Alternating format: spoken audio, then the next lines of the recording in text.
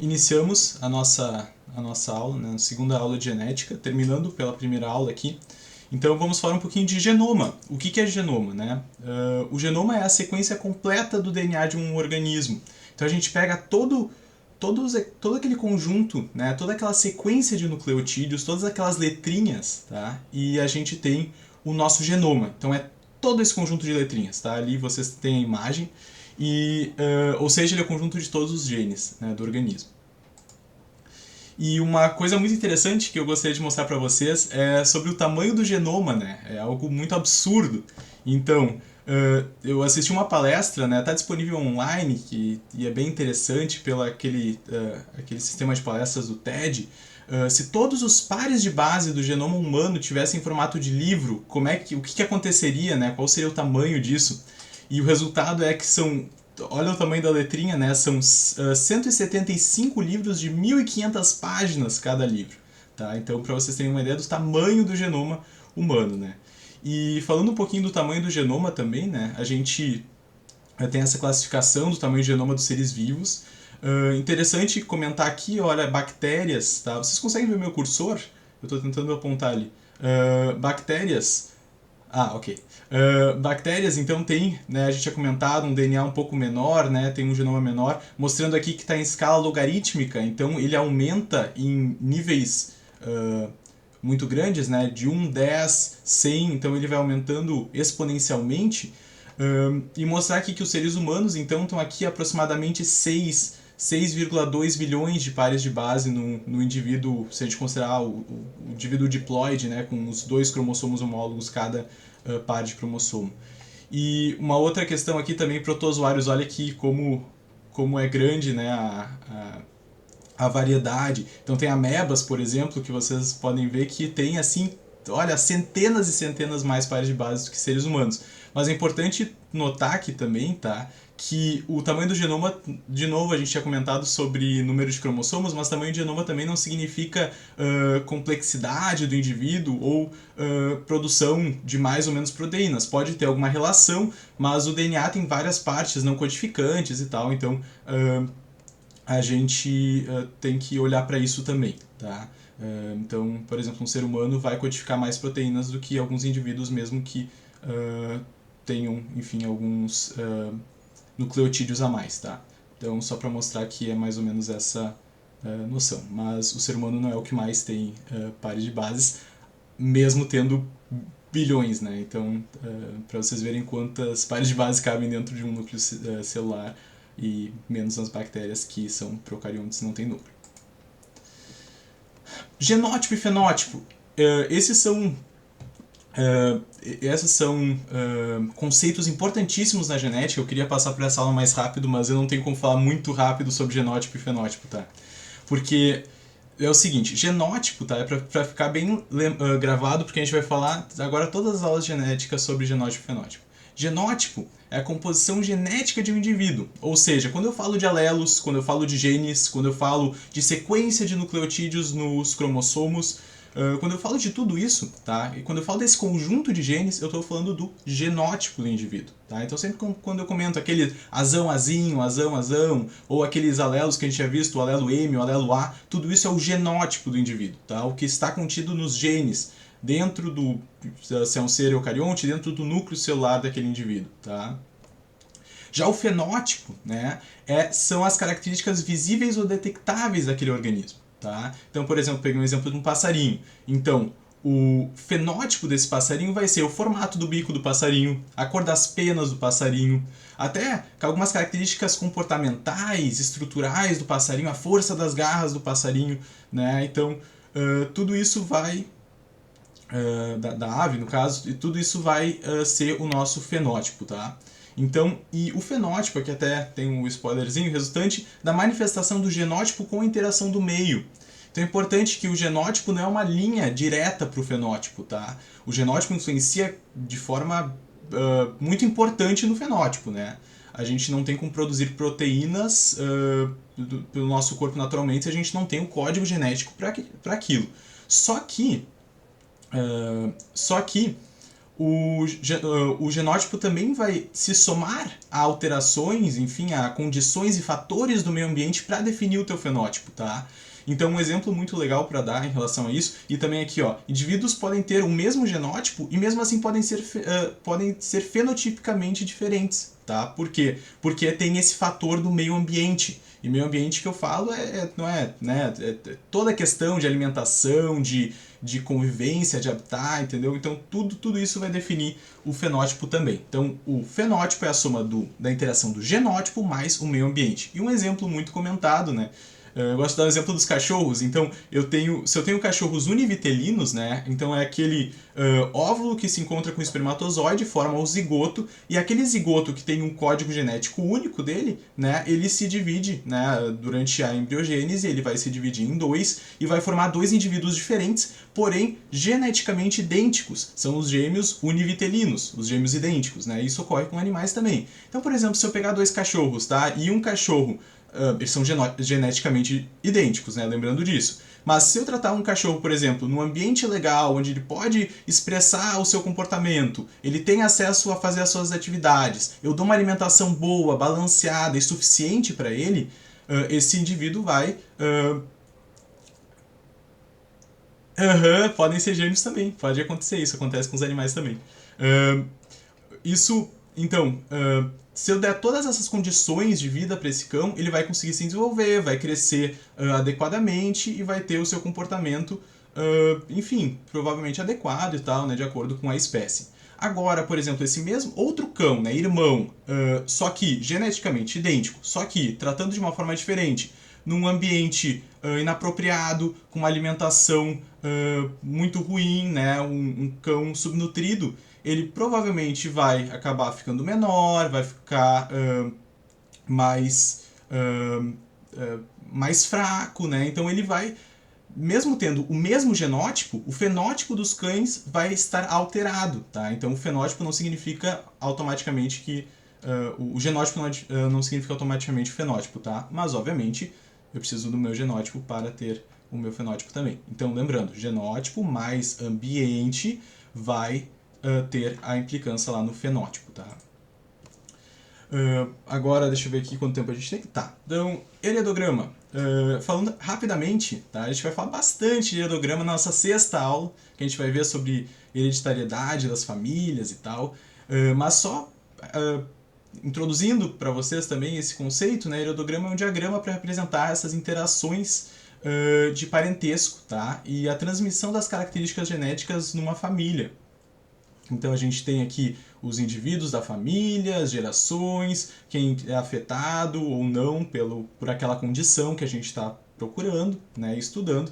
E, como eu disse, é só para apresentar o conceito de heredograma nessa aula, porque é uma aula introdutória, né, depois a gente vai falar com bastante detalhes o que significa cada coisa, mas já adianto para vocês que heredograma, né, vocês já devem ter visto em simulado, cai muito em vestibular e Enem, tá? Então eu diria que tem pelo menos umas 50% de chance de cair em alguma prova aí que vocês forem fazer, tá? Que é algo muito comum na genética. E por último, né, para terminar essa aula introdutória, DNA mitocondrial. Então lembrem que eu tinha comentado que as mitocôndrias também tinham seu DNA próprio, né, e era um DNA circular e menor. Então, o DNA mitocondrial, né, ele é circular, ele é um DNA um pouco menor, ele traduz, tá, para proteínas que atuam no para fazer a respiração celular aeróbia, né, dependente de oxigênio, tá? É um DNA que se encontra na matriz mitocondrial e, importantíssimo para a hereditariedade, ele é herdado apenas da mãe, tá? Então a gente também vai ter uma aula com mais detalhes sobre isso. Isso aí também é para vocês saberem sobre o DNA mitocondrial. Mas por quê? Porque o espermatozoide também tem mitocôndrias, tá? Para se locomover. Só que essas mitocôndrias não vão entrar no óvulo para fazer a fecundação, vai entrar só o código genético. Então o que acontece é que todas as mitocôndrias daquele zigoto vão ser provenientes da mãe, e por isso que tu não vai ter mitocôndrias do teu pai, por exemplo, tá? E isso se fazem vários estudos de hereditariedade, tá? Caiu questão na URG sobre isso, se eu não me engano também, nesses últimos anos, sobre o DNA mitocondrial, tá? E é bom para ver, tipo, o parentesco, assim, da minha mãe, da minha avó por parte de mãe e assim por seguinte, né? E para finalizar, eu mandei para vocês ali os slides, né? Os slides também estão no Drive, caso alguém queira dar uma olhada. E deixei um glossário aqui, tá? Não coube em um slide só, então coloquei em 2 slides. Glossário parte 1, parte 2, com todos os conceitos que foram discutidos nessa aula, né? Para vocês terem e treinarem também, né? Sei lá, o que é um mosigoto? Daí tem o significado ali, fica como um dicionário, tá? Agora vamos passar para a aula de hoje mesmo. Ih, ó, já tô dando spoiler aqui. Tá, foi. A segunda aula, então, a primeira lei de Mendel. A famosa primeira lei de Mendel, né? Como falaremos de genética sem comentar sobre essa lei. E o subtítulo dessa aula, então, é o princípio. Não fui tão criativo para esse subtítulo, mas o princípio da segregação independente dos fatores, que também é um sinônimo para a primeira lei, tá? Mas a gente está falando muito, primeira lei de Mendel, de Mendel, de Mendel. Quem é Mendel? Né? Mendel foi um cientista, né, e também monge. Ele vivia num convento na Áustria. E nesse convento, onde ele vivia, tinha um jardim com algumas plantas, né, e entre elas tinha ervilhas, plantas, né, de ervilhas. E a ervilha, tá, para o estudo da genética é muito interessante, porque ela tem um ciclo de vida rápido, ela produz vários descendentes e ela pode ser autofecundada, então tudo isso ajuda também no processo de pesquisa, tá? E Mendel fez justamente isso. Mendel lá no jardim percebeu que as ervilhas tinham características diferentes, como todos os indivíduos, né? Então as ervilhas tinham cor diferentes, texturas diferentes, a cor das vagens poderia ser diferente, a altura das plantas, a posição das flores também era diferente, e ele quis analisar isso, tá? Ele começou a perceber e ele começou a estudar isso, tá? Então ele começou a estudar a hereditariedade através dessas plantas, dessas ervilhas, tá? E é muito legal, acho muito legal falar um pouco do Mendel, porque isso mostra um pouco do método científico também, né? Da observação, da observação, daí da pergunta, se faz uma hipótese, vai atrás, se faz os experimentos para chegar a alguma conclusão, e a conclusão que Mendel chegou através desses primeiros experimentos que eu vou apresentar para vocês hoje é a chamada primeira lei de Mendel, tá? E os estudos dele eram tão importantes que ele pode ser considerado um dos fundadores da genética, tá? Ele apresentou para a gente muitos conceitos sobre genética que nos ajudaram muito a continuar estudando, né, sobre genética. E outra coisa também é que interessante que Mendel não sabia ainda, né, ali século XVII, não sabia ainda muito bem o que era um nucleotídeo, nem se tinha muita ideia disso, né? Então ele estudou através de proporções e visualizações e através das experimentações dele, né? E ele não tinha muita ideia, por exemplo, qual era a diferença de um alelo, o que era isso, né? O que era um gene especificamente, essas questões assim mais microscópicas não se tinha muita ideia na época, né? Mas mesmo assim ele conseguiu fazer o seu estudo e que hoje a gente é muito agradecido a ele por descobrir tudo isso. Então, o que era o experimento de Mendel? Primeiro, eu queria fazer uma abordagem com vocês, mais ou menos, de como ele visualizou, e depois a gente vai falar um pouco sobre os alelos aí mais envolvidos nisso, tá? Mas primeiro, assim, Mendel obteve, tá, algumas linhagens puras. Então ele viu que tinham sementes verdes, viu que tinham sementes amarelas, e ele queria, assim, vamos dizer, uma semente bem verde, uma semente bem amarela. Então ele quis uma linhagem pura de verdes e uma linhagem pura de amarelas, tá? Então ele fez uma autofecundação, né, diversas vezes nas verdes, uma autofecundação diversas vezes nas amarelas, para se ter essa dita linhagem pura, assim, sabe? Que, enfim, a gente sabe, por exemplo, que ele queria indivíduos homozigóticos, né, que teriam os mesmos alelos. Certo. Então, ele pegou, né, dessa linhagem pura algumas ervilhas verdes, que agora a gente sabe que seriam uma verde pura, e ervilhas amarelas, tá, que seriam também as amarelas puras, e ele apresentou como geração parental, representada pela letra P, tá? Então temos a ervilha verde, a ervilha amarela, vamos cruzá-las, vamos ver o que vai acontecer, tá? Ao cruzá-las, a gente vai ter o resultado do primeiro cruzamento da geração parental, uma verde cruzando com uma amarela, temos uma amarela, outra verde cruzando com a amarela, teremos a amarela. E ele foi fazendo isso várias vezes e sempre obteve o resultado da ervilha amarela. Sempre. Todas as ervilhas que ele obteve nesse primeiro cruzamento eram amarelas. Ou seja, a característica verde tinha se perdido aí no meio, né? Então a nossa primeira geração de filhos, a F1, são sementes amarelas, tá? Agora para o resultado do segundo cruzamento, tá? Ele pegou uma semente amarela da geração F1, ele pegou outra semente amarela da geração também F1 e cruzou, tá? Essas duas sementes. Essas duas plantas, né? Enfim, que tinham essas sementes com essas características, no caso. Quando cruzou a semente... enfim. E ele obteve o seguinte resultado, tá? Em números absolutos do experimento dele, ele obteve 6.022 plantas com ervilhas amarelas e 2.001 plantas com ervilhas verdes, tá? Totalizando 8.023 plantas, tá? E a gente pode olhar uma coisa um pouco interessante aqui, né? Porque a primeira geração de filhos é completamente amarela. Só que a segunda geração de filhos a gente tem ali, né? Tudo bem que a maioria continua sendo amarela, mas a gente tem a volta daquela característica que estava só na geração parental, que agora está na segunda geração de filhos F2, tá? Então a F2 seria um pouquinho mais diversa que a F1 e apresentaria essa volta da semente verde. E daí ele ficou, né? Bah, por que isso acontece? Mas primeiro eu queria falar um pouco com vocês sobre... Ah, aqui tá, calma aí. Visão geral, então. Então eu tenho a minha geração parental, uma verde homozigótica verde, né? E uma homozigótica amarela. Daí eu faço o cruzamento dessas duas plantas e tenho sempre na primeira geração de filhos uma semente amarela.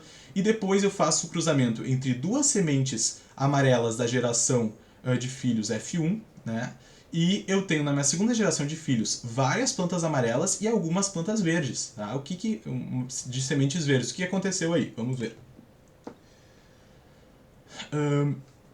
Então, primeiro eu queria tratar com vocês um pouco sobre noções de proporção. Tá? A proporção é uma forma da gente relacionar algumas grandezas e números absolutos. Eu sei que vocês saíram de 2 períodos de matemática, né? Também estou sendo malvado com vocês aqui também, de ficar mais coisa de matemática 3 períodos seguidos. Mas, seguinte, eu prometo que a matemática da genética é bem tranquilinha. Que é o seguinte, então, quando eu quero relacionar duas grandezas, eu posso fazer uma divisão entre elas.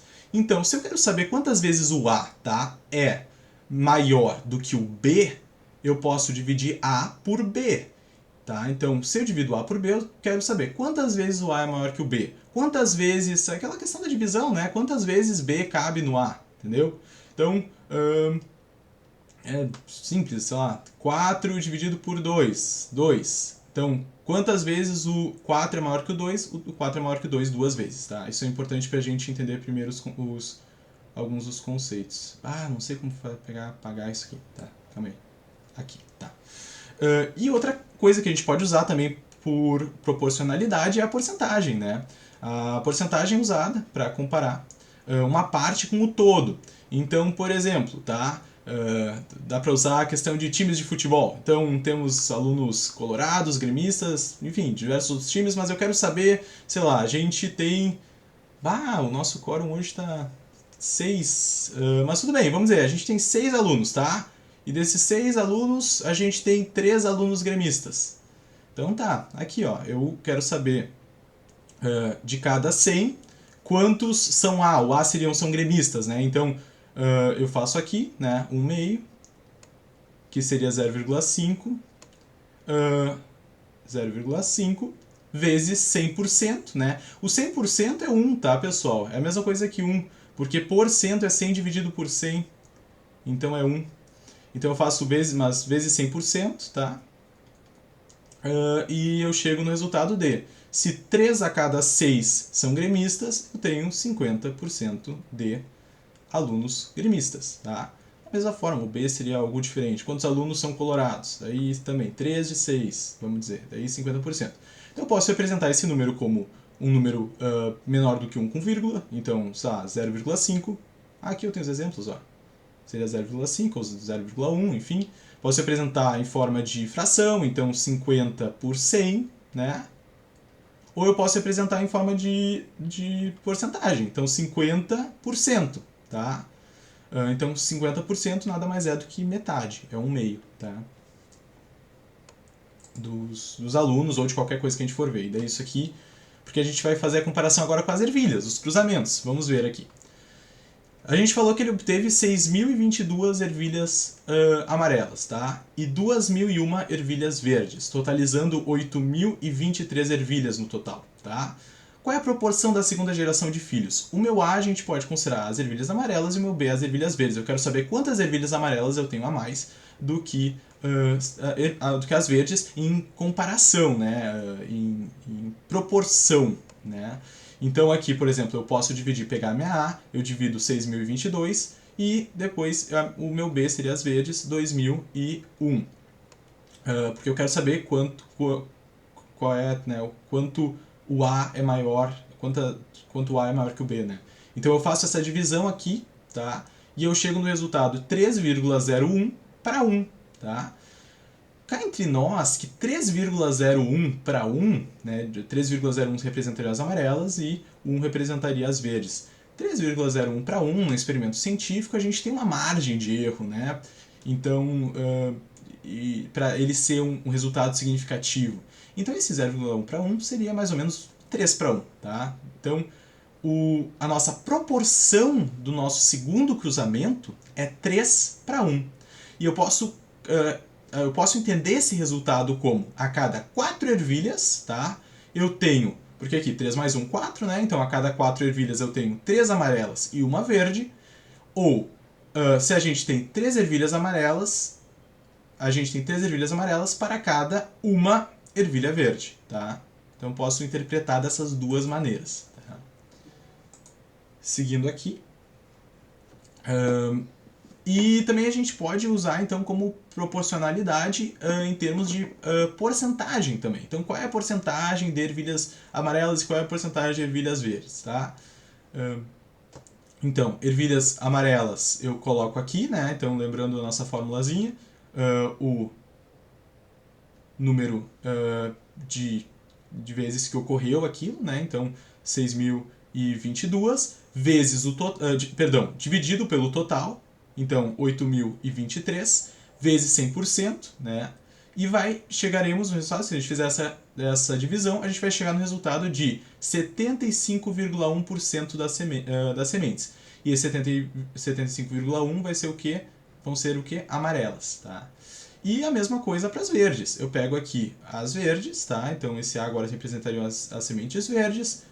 2.001 sementes são verdes, dividido pelo total de sementes que eu tenho, que são 8.023 sementes, eu vou, vezes os 100%, eu vou terminar ali com 24,9% das sementes são verdes, tá? Das que eu obtive. Novamente, concordam comigo que 75,1 e 24,9 são muito parecidos, respectivamente, com 75% e 25%. Então a gente pode dizer também que da nossa segunda geração de filhos, com o resultado do nosso segundo cruzamento, teremos 75% das ervilhas amarelas e 25% das nossas ervilhas verdes, tá bom? Agora, resultados do nosso segundo cruzamento. Em termos agora a gente vai pensar na proporção, tá? Então, nas nossas aulas a gente fala muito de proporção fenotípica. Então, qual é a proporção fenotípica que a gente calculou antes, lembram? Lembrem? Aqui, ó. Vocês lembram? Aqui, então, é a nossa proporção, 3 para 1, né? Então, eu tenho aqui 3 para 1, né, totalizando 4, tá? Então, também posso fazer esse cálculo aqui, que facilita muito a vida, porque não são números inteiros, nem sempre os exercícios vão apresentar números absolutos, né? Então, às vezes a gente vai ter essa proporcionalidade, então, 3, tá? Com um total de 4. Então, eu faço 3, que é o que eu procuro de sementes amarelas, dividido por 4, que é o total, vezes o 100%, a gente vai chegar a 75%, tá? Então, 3 dividido por 4 é 0,75, que vezes o 100%, é 75%, tá? E da mesma forma verde, 1 dividido por 4, né, 1 quarto nada mais é do que 0,25 ou 25%, então 25% das verdes. E eu posso interpretar isso da seguinte forma: 75% ou 0,75 ou até mesmo 3 quartos, tá, são amarelas. E 25%, 0,25 ou 1 quarto são sementes verdes, tá? E novamente eu comparando, lembrem que a porcentagem seria comparado com 100, né? Então a cada 100 ervilhas eu tenho 75 amarelas e a cada 100 ervilhas eu tenho 25 verdes, tá? Seguindo aqui, vamos ver o que tem. Ah, legal, tá. Então agora eu queria propor um testezinho rápido com vocês. Eu tenho uma nova característica aqui que a gente vai trabalhar nas nossas aulas, que é a textura das sementes. Então, além da cor, as sementes podem variar de diversas formas, tá? Então, a textura é algo que varia também. Na minha geração parental, a minha geração P, eu tenho então uma semente lisa pura, uma semente rugosa pura, tá? Eu vou cruzá-las. Então, do meu cruzamento da semente lisa pura e da minha rugosa pura, eu vou ter na minha primeira geração de filhos, F1, uma semente lisa, tá? E sempre vai acontecer isso. Eu sempre vou ter uma semente lisa, da mesma forma que uma lisa da geração parental com uma rugosa da geração parental, eu vou ter novamente uma semente lisa. Então eu sempre tenho sementes lisas na minha primeira geração de filhos, tá? Então eu queria perguntar para vocês primeiramente como que será, né? Agora a gente viu todos os termos de proporcionalidade, 3:1, como que vai ser a segunda geração de filhos? Qual vai ser a proporção da segunda geração de filhos? Quantas, né, em proporcionalidade vão ser lisas e quantas vão ser rugosas? De 4, no caso, né, que a gente tem. Pessoal, enfim, se vocês quiserem responder aí, tamo aí.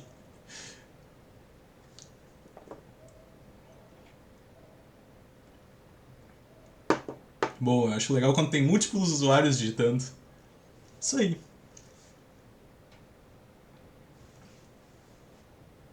Vamos esperar ali. Tem mais alguém digitando? Tá. Tá certo. Isso aí. Tá certo, João, e tá certo, Pedro, tá? Então é o seguinte. A gente vai ter... Ah, calma aí que eu tenho o próximo slide isso. Tá. Exatamente. Lembrem que a minha proporção fenotípica é 3:1, né?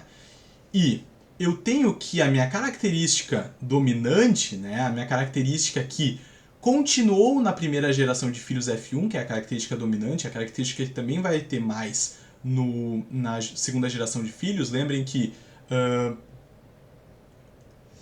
se essa proporção é uma constante, sim, então, para a primeira lei de Mendel, tá? Numa dominância completa, sim, essa proporção sempre vai obedecer o 3:1, tá? E a gente vai ver com bem mais detalhes, eu acho que se não der hoje, na semana que vem também a gente vai ver bastante sobre isso. Existem várias constantes proporcionais, assim, para diferentes padrões de herança, mas para herança dominante, tá? Com dominância completa, 3:1. Tá? 3:1. Porque a gente vai ter depois toda a nossa, que é a lei de Mendel, né? Toda a nossa segregação dos alelos que vai nos proporcionar isso. Ah, e uma questão importante, 3:1 para... Não quero adiantar muito isso, mas 3:1 para se eu tiver um cruzamento de heterozigotos, né? Então, na primeira geração de filhos eu só vou ter heterozigotos, então se eu cruzar os dois heterozigotos, eu vou ter essa proporção 3:1. Claro que se eles forem genotipicamente diferentes do que heterozigoto, se um for homozigoto por alguma característica, essa minha proporção vai mudar, e eu tenho slides mostrando isso também, então não se preocupem. Mas nesse padrão de experimento é assim mesmo, tá? É 3:1.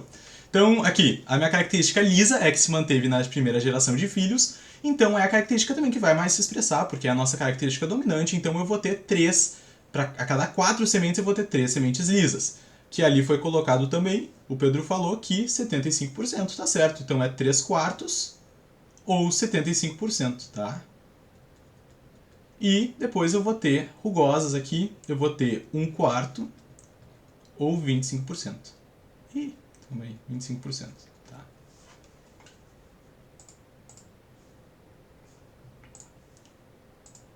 Seguindo. Isso aqui... Deixa eu ver se a gente tem mais alguma coisa. Tá. Falando rapidamente disso, porque falta 4 minutos para terminar a aula. Hoje a aula é bem mais rápida, né? Eu e a professora Júlia trocamos os horários. Normalmente a gente vai ter genética nas quintas, tá? Mas hoje, especificamente, a gente está tendo na sexta e o período é menor hoje. Então a gente vai finalizando a aula mais ou menos por aqui. Mas vamos seguir mais um pouquinho aqui. Então, só falando de novo, a proporção da primeira geração de filhos F1, todas lisas, 100% lisas, né? Depois eu tenho o meu resultado aqui do experimento de Mendel também. Ele teve essas 5.474 lisas e 1.850 rugosas na minha segunda geração de filhos, tá? Com esse total aqui. E a gente faz aqui aqueles cálculos de proporção que a gente fez também. Então, divide lisa por rugosa, né? A gente tem que 2,96 dividido por 1, né? 2,96 representando a lisa, 1 representando a rugosa. Isso aí é mais ou menos 3/1, né? Então lembra, aquele experimento sempre tem essa margem de erro, né? Para um experimento da vida real, né? Mas a nossa teoria é 3/1. E a gente considera então que 75% é lisa e 25% é rugosa, tá? E agora chegamos no ponto chave da nossa aula de hoje para concluir qual é a conclusão. De concluir qual é a conclusão de Mendel, né? O que Mendel falou, tendo todos esses resultados, fazendo toda essa proporção, o que ele obteve, o que ele postulou, né? Como uma lei. Que a cada caráter é determinado por um par de fatores que se separam na formação dos gametas, indo um fator do par de cada gameta, que é, portanto, puro. Na próxima aula a gente vai ver aqui, ó. Depois a gente vai falar agora bastante, ó, dando sobre genes, alelos, né? Ver o que significa, o que são esses caráteres. O que significa separam, né? Já adianto que na meiose vão separar. A gente vai ter a formação dos gametas, né? E cada um dos alelos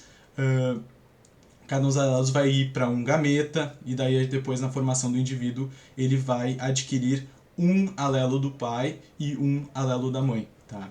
Então é mais ou menos isso que Mendel quis falar quando ele falou isso aqui, tá? Quando ele falou, escreveu, enfim, isso aí, tá? Então cada caráter é determinado por um par de fatores que se separam na formação dos gametas. Então esses alelos vão se separar na formação dos gametas e indo um fator do par de cada gameta, que é, portanto, puro. Tá? Então, enfim, e o indivíduo vai receber um do pai e da mãe, no caso. Tá? E essa lei nada mais é que conhecida como a primeira lei de Mendel, a lei do monohibridismo, que é uma característica por vez. Então, se a gente está estudando uma característica apenas, é o monohibridismo. Tá? Tem casos, segundo a lei de Mendel, são 2 características, por exemplo. Então, nessa primeira lei a gente vai ver uma característica por vez apenas. O princípio da segregação independente dos fatores, princípio da pureza dos gametas, lei da disjunção e lei fundamental da genética. Tá? É conhecida por isso. Pessoal, 8h29 agora. Tá? Terminaremos a nossa aula por hoje. Tá? Então depois, já adianto aqui para vocês, vamos ver bastante sobre alelos, daí o que significa isso. Aqui, ó, meiose, e veremos exatamente o que significa aquele azão, azinho, os alelos que representam a cada cor, tá? Isso vai ficar para a nossa segunda parte da aula de primeira lei de Mendel. Como eu disse, essa aula hoje foi um pouquinho mais curta, né, do que as outras, mas é isso aí, pessoal. Então, combinado só para as próximas aulas, para a próxima aula no caso, eu não vou deixar nenhum exercício no Forms hoje, porque como a gente não finalizou a aula, a gente só teve a primeira parte da aula, vai ficar faltando, né, muitos conteúdos que não foram vistos e tal para fazerem os exercícios. Então eu vou disponibilizar na nossa próxima aula que eu acho que faz mais sentido. E, enfim, os slides também eu disponibilizo para vocês logo, e essa gravação também vai estar no YouTube logo em seguida, passo para vocês pelo WhatsApp, tá bom? Então é isso aí, pessoal, muito obrigado por terem vindo hoje e ficamos por aí, tá bom? E qualquer dúvida já sabem que podem mandar mensagem e tal, perguntar qualquer coisa, estamos aí para tudo, tá bom? Valeu, gente. Boa noite e um bom fim de semana. É isso aí.